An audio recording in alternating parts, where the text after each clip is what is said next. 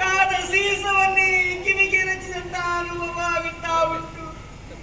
ಸುರಲೋಕವನ್ನು ಸೇರುತ್ತೇನೆ, ಸುರಲೋಕವನ್ನು ಸ್ವಾಧೀನ ಮಾಡಿಕೊಂಡು ಬರ್ತೇನೆ ಎಂದು ಆಡಿ ಹೋದವರಲ್ವೇ ಇಂದು ಭಾರತ ಲೋಕವನ್ನೇ ಸೇರಿಬಿಟ್ಟಿರ ಸ್ವಾಮಿ. ಅಂಗಳದ ಇಂಗಳದಲ್ಲಿ ಮಂಗಳದ ಮಳೆ ಸುರಿದಂತಾಯಿತು ಈ ಬದುಕು.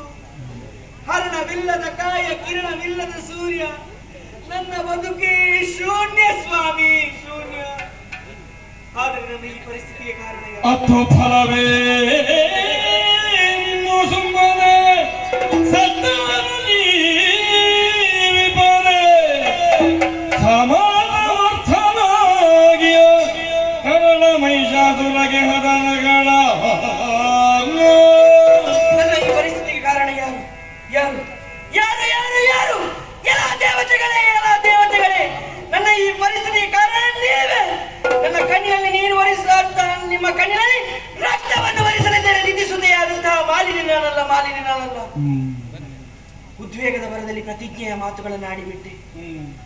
ಆದರೆ ನನ್ನ ಈ ಪ್ರತಿಜ್ಞೆಯನ್ನು ಈಡೇರಿಸುವವರು ಯಾರಿದ್ದಾರೆ? ಯಾರಿದ್ದಾರೆ?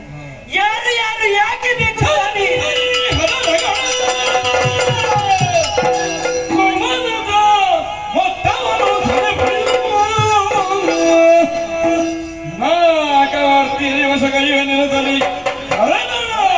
ಮಗನ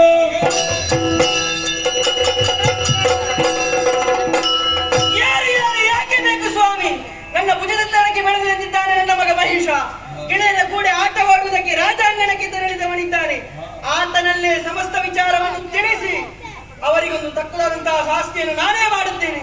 ತಡ ಮಾಡುವುದು ಯಾಕೆಂತೆ ಮಗನಾದಂತಹ ಮಹಿಷನನ್ನೇ ಕರೆಯುತ್ತೇನೆ.